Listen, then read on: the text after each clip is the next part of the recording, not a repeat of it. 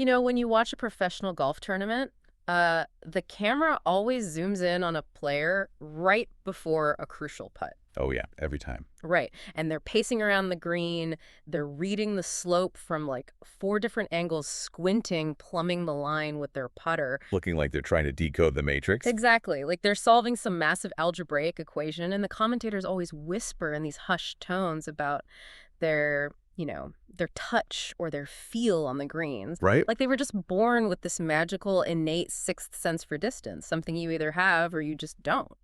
But what if that entirely misses the point? It absolutely does. Yeah, what if the secret to elite putting has absolutely nothing to do with magic, and reducing it to this abstract feel is actually, well, the very thing ruining your scorecard? I mean, we romanticize elite putting to our own detriment, honestly. We really do. We treat it as this mysterious, untouchable art form because, frankly, humans prefer mysticism over mechanics. But the moment you strip away all that romance and look at the hard data, a completely different reality emerges. And that reality is exactly what we are deconstructing for you today. So whether you're, trying to break 90 on the weekends or you're just fascinated by the science of human performance, we're diving deep into why length and distance control is the most critical, yet somehow most mismanaged skill in golf. Yeah, mismanaged is the perfect word for it. Right, because I spent my career as a journalist tracking elite performance trends. And the sources we're looking at today, which is a comprehensive breakdown of the Puttalyze system, they offer a massive paradigm shift. The core argument here is that putting is not an art. Not at all. It's a highly trainable neurological skill. And we're going to explore this framework to basically replace your guesswork with a structured, repeatable calibration system. Because the objective here is measurable improvement for you. Specifically, giving you the actual neurological tools to save at least one stroke per round. Which is huge. It's massive. Yeah. But to do that, we have to transition completely away from traditional coaching methods, the ones that rely on the cosmetics of a golf swing, and move entirely into the realm of neuroscience and physics. Well, let's start right there, actually, with that clash between aesthetics and physics. Because traditional golf instruction seems, absolutely obsessed with making a stroke look pretty. Oh, for sure. Getting your elbows perfectly pucked, having the ideal posture, making sure the putter head traces this, perfect symmetrical arc. But the Puttalyze system completely discards that approach in favor of what the sources call the purity of the results. Yeah, because, look, the golf ball is an inanimate object. Right. It doesn't care what your elbows look like. It doesn't judge your posture. The ball only understands the physics applied to it at the exact moment of impact. Just raw physics. Exactly. The ultimate equation governing your distance is incredibly straightforward. It's just initial energy input equals final distance. That's the entirety of the transaction. So focusing on the purity of the result means stripping away all that mechanical overthinking and emotional interference. You concern yourself solely with the pure transfer of energy. Okay, but as someone who watches the best players in the world for a living, I have to challenge this reduction just a bit. Sure, go ahead. You look at the greats, and their strokes look like poetry. Aren't we overcomplicating a simple, beautiful motion by treating it like a high school physics problem? I mean, golf media treats putting like abstract painting, a moment of inspired genius. Treating it like ballistics just feels incredibly sterile. Well, sterile or not, ballistics is the only truth the golf ball knows. I guess that's fair. What you perceive as poetry in a professional stroke is actually just the absence of interference. The sources draw a really sharp line between what they call mechanical failure and athletic mastery. Okay, break that down for me. So, mechanical failure occurs when a player consciously tries to manufacture a specific outcome. When they try to forcefully, hit the ball a certain distance, they're attempting to create an artificial feel using their conscious mind. Oh, like muscling it to the hole. Right. Athletic mastery is the exact opposite. It's stepping out of your own way, allowing gravity and momentum to move the putter, and then just accepting the resulting roll of the ball as objective, unemotional feedback. So the conscious intention to hit the ball to the hole is the actual mechanism of failure. Yes, exactly. What is happening in the body then when a player tries to force that input rather than letting the athletic system run naturally? Well, conscious intention engages the prefrontal cortex. That's the analytical, problem-solving part of your brain. Right, the part that overthinks. Precisely. That region is exceptional at, say, doing your taxes, but it is disastrous at executing fluid athletic movements. It processes information slowly, it's highly susceptible to anxiety, and crucially, it relies on conscious guessing. Guessing is never good in golf. No, it's not. Athletic mastery requires shifting the burden of distance control away from that analytical brain and handing it over to a completely different part of your nervous system. And if the analytical brain is a liability on the green, how does the human body actually process and execute this energy transfer without overthinking? Because let me tell you, standing over a 20-foot downhill putt with a tournament on the line or, even just a $5 bet with your buddies. Your analytical brain is just screaming at you. Screaming, yeah. The savior in that scenario is your cerebellum, sitting right there at the base of your skull. It essentially functions as your central motor control unit. Okay. It does not think. It executes. Yeah. It stores complex movement patterns, regulates precise muscular timing, and calculates the exact energy required for physical tasks based on historical data. Like a supercomputer. Yeah, it's a massive parallel processor that it operates entirely without emotion. Our own biological autopilot system. But I mean, an autopilot needs coordinates, right? How does the cerebellum know how hard to swing the putter? It operates on a strict, non-negotiable two-step protocol. Step 1, calibrate speed. Step 2, apply distance. Calibrate speed, then apply distance. Yes. And the fatal flaw for most amateurs is attempting to do both of those simultaneously. Oh, I see that all the time. Right. They stand over the ball, they look at the hole, they guess the friction of the green, guess the distance to the cup, and then try to manufacture a stroke all at once. The cerebellum cannot process guesses. It requires concrete mathematical data to generate a reliable motor program. But this brings up a massive variable for you as a player. The environment is never static. True. Green speeds change not just daily, but hourly. The morning dew makes them slow, then the afternoon sun bakes them out and makes them lightning fast. If the environment is constantly shifting, how can we possibly give the cerebellum reliable data? Well, that shifting environment is the exact reason why visual guessing fails and why neurological imprinting is absolutely mandatory. Yeah. You aren't trying to memorize some universal putting speed for the rest of your life. Yep. You're forcing your nervous system to encode the specific friction coefficient of the grass you were standing on at that exact moment. Wow. Okay. The system defines this pretty elegantly. Calculation is the conscious act of guessing distance. Calibration is the physical act of imprinting speed. Your brain has to map the environment before it can solve the distance equation. Imprinting the speed of the day. To make this tangible, think of your putter like a grandfather clock's pendulum. Yeah, that's a great way to look at it. If you pull that pendulum back exactly 4 inches and let it drop, it swings through the ball with the exact same potential energy every single time. Exactly. But if the grass is wet and shaggy, that 4-inch swing might roll the ball, say, 8 feet. If the grass is baked and fast, that identical 4-inch swing might roll at 15 feet. The energy input never changed, but the environment did. That is a perfect illustration of the physics at play. Once you calibrate, once your brain understands how far a purely gravity-fed swing rolls on today's grass speed, ceases to be a variable. It's locked in. It becomes a stored constant. The only variable remaining for your cerebellum to solve when you step onto the course is just the distance to the hole. So mechanically, we understand the pendulum. But how do we actually force the cerebellum to record this data? The sources detail an execution protocol called the core putt calibration ritual. And ritual is the operative word here because the parameters are incredibly rigid. Rigidity is required to establish a pure baseline. To feed the cerebellum accurate data, you literally have to remove all human manipulation. So how does it start? The ritual starts on a perfectly flat section of the practice green. You set up with 3 balls, establish a neutral stance, and execute a natural, free-swinging backswing. You are strictly forbidden from hitting the ball or artificially accelerating through impact. Just dropping the putter head? You let the weight of the putter head fall through the ball. Pure energy transfer. And the resting place of that first ball establishes what the system calls reference X. Yes. So using the pendulum metaphor, if my unforced, gravity-fed swing rolls the ball 12 feet today, then 12 feet is my reference X.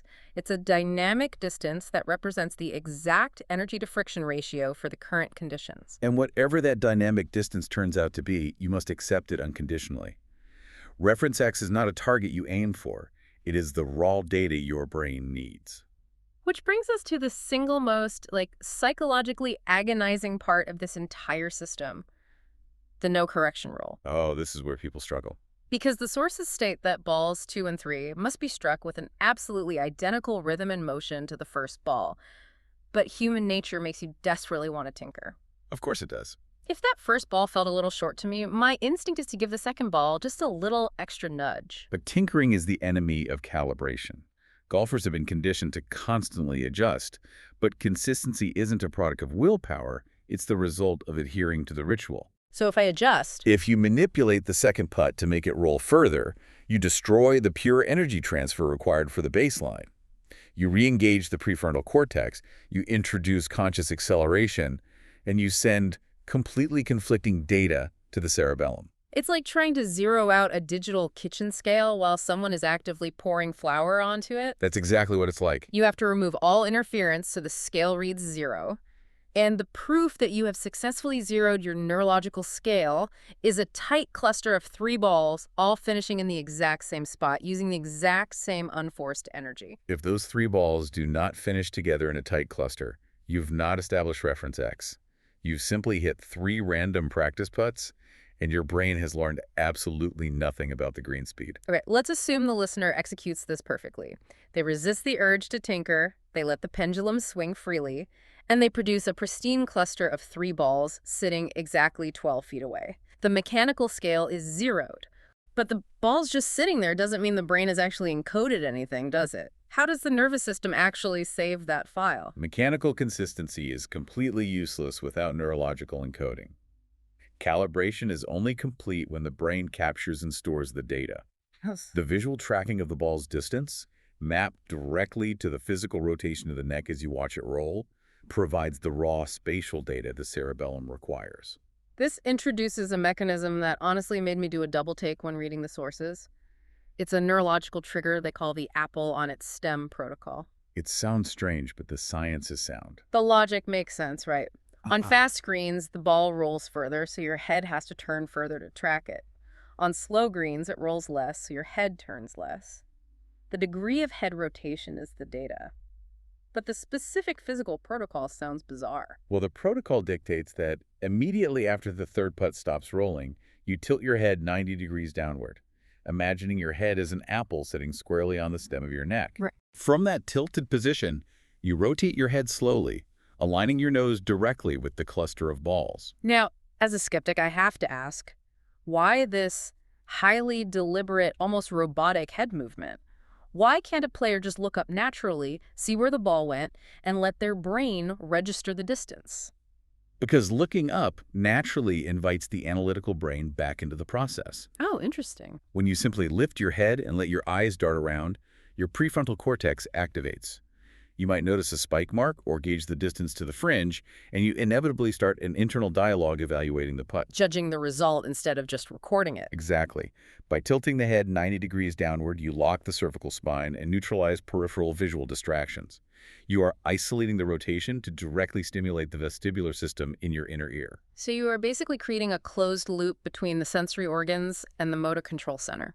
Precisely that. The vestibular system maps your spatial orientation. By combining that isolated physical rotation with the precise alignment of your visual cortex out of the ball cluster, you bypass the analytical brain entirely. Wow. You force the sensory data straight down the neural pathways into the cerebellum. The apple on its stem protocol is quite literally the physical keystroke to hit save on reference X. That is genuinely fascinating. You are hacking your own nervous system to bypass the anxiety and guesswork of the conscious mind. So, okay, we've executed the core putt, we've established reference X, we've triggered the apple on its stem protocol, successfully saving the friction coefficient to the cerebellum. The baseline is built. The baseline is built. But how does this translate to the first tee? When you face a high-pressure 20-footer on the course, how do you utilize this stored data? That's where you transition from calibration to application. Because the baseline is neurologically encoded, applying distance becomes entirely automatic. Automatic. Yes, the body scales instinctively based on the stored constant. If you face a putt that is noticeably longer than your reference X, you simply look at the hole, your head rotates further to map the target, and your cerebellum automatically generates a proportionally longer backswing. There is no conscious math. None at all. You aren't standing over the ball thinking, okay, reference X was 12 feet, this putt is 24 feet, therefore I need to pull the putter back exactly 3.5 inches further. If you are doing math, you are calculating. If you are calculating, you are guessing. Right. The ultimate performance standard of this system is absolutely uncompromising. No guessing, no forcing, no doubt. You look at the target, and the cerebellum provides the required energy output based on the morning's calibration. The reality of golf, however, is that systems break down under pressure. The sources provide a diagnostic framework for when things go wrong on the course. And instead of just listing symptoms, let's put the listener in a scenario. Let's do it. You're on the back nine, and suddenly your distances are just chaotic. One putt is 5 feet short, the next putt blows 4 feet past the hole. What is mechanically or neurologically failing in that moment? Chaotic distance dispersion is the primary symptom of motion variability. The player has completely abandoned the pure pendulum. They started tinkering again. Yeah. If the energy input is constantly fluctuating, if the player is taking a short, fast jab on one hole and a long, decelerating stroke on the next, the resulting distance will be entirely unpredictable. The correction is simply enforcing an identical, unforced backswing rhythm. Okay, but what if the failure is entirely one-directional? A player reaches the final 3 holes, the pressure is mounting, and suddenly every single putt is finishing agonizingly short. What physical mechanism causes that specific miss? The sources identify that as mental interference. When a player is afraid of hitting the ball too far, perhaps they are facing a really slick downhill putt, the amygdala triggers a fear response. The fight-or-flight center. Right. The prefrontal cortex overrides the cerebellum's motor program and sends a microscopic stop signal to the hands right before impact. The player decelerates. The conscious mind literally hits the brakes on the athletic motion. And I guess the opposite of that would be acceleration through impact, which the sources label the hit intention. The player abandons the gravity feed and tries to shove the ball toward the hole. Exactly. But there is one diagnostic symptom that stands out above the rest. When a player feels like they have absolutely no speed awareness whatsoever, they feel completely disconnected, like they're putting on ice. That sensation is the absolute hallmark of failed encoding. Failed encoding. The cerebellum possesses no baseline data for the current environment. The player either skipped the calibration ritual entirely, or they failed to execute the apple on its stem protocol to save the file. Without that baseline, the brain is blind, and every putt is a terrifying guess. Wow. And to maintain this encoding, the training protocol is shockingly brief. The sources prescribe just 3 to 6 minutes of calibration before every round. They strictly emphasize precision over volume. Because volume is actively detrimental to calibration. So. Well, if you stand on a practice green for 45 minutes mindlessly hitting putts to different holes, you're just flooding your nervous system with junk data.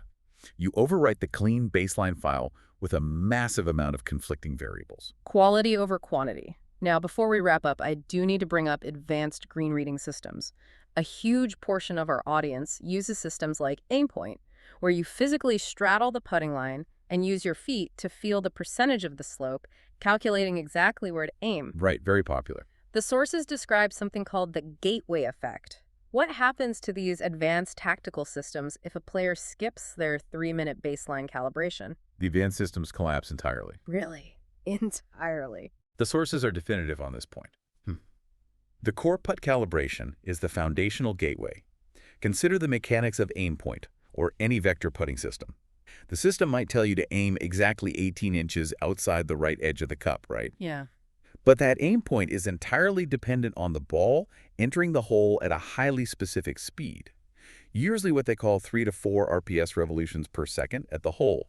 That's the optimal capture speed where the ball holds its line against gravity right as it drops. So if your baseline energy input is unstable, if your speed is just a daily guess, then aiming 18 inches out is a totally meaningless exercise. You have no guarantee of hitting that 3 to 4 RPS at the hole. Completely meaningless. If you hit the ball with too much energy, it will blast right through the break and miss on the high side. If you hit it with too little energy, gravity will pull it down the slope prematurely and you miss low. Right. You cannot apply advanced geometrical tactics if your baseline energy transfer is chaotic. Speed calibration dictates the line. Without speed, the line essentially does not exist. That perfectly crystallizes the hierarchy of putting. We started this deep dive by questioning the romantic notion that elite putting is an innate, mystical feel. And by breaking down the Puttalyze system, we've uncovered that distance control is actually a highly trainable physical and neurological protocol. It absolutely is. It requires establishing a pure, unforced transfer of energy. It demands the complete elimination of conscious tinkering. And it utilizes specific physiological triggers, like that apple on its stem head rotation, to bypass the anxious analytical mind and let the cerebellum execute the motor program. It is the deliberate transition from calculation, which is conscious and extremely fragile under pressure, to calibration, which is subconscious, instinctive, and infinitely more reliable. So for you listening, your call to action is clear. The central principle to take to the course this weekend is this: we do not adjust to distance. We scale distance from a calibrated speed. Stop grinding for an hour on the practice green, hitting random, meaningless putts. Please stop doing that. Right. Just implement the 3-minute core putt ritual. Find a flat surface, establish your reference X with a pure pendulum stroke, and refuse the urge to tinker. Zero the scale, and let your brain save the file. And I will leave you with a final thought to mull over, and it extends far beyond the putting green. Oh, let's hear it. If our nervous system, specifically the cerebellum, is so remarkably adept at automatically scaling physical output once a clean baseline is neurologically encoded, what other challenging skills in your life are you currently ruining by overanalyzing and consciously calculating instead of simply finding your reference X and trusting the calibration? Oh, that's a phenomenal question. I mean, how often does our analytical mind sabotage our natural capability? All the time. Stop trying to force the outcome, trust the baseline, and let the physics work. Thanks for joining us on this deep dive. Go find your reference X, and we will catch you next time.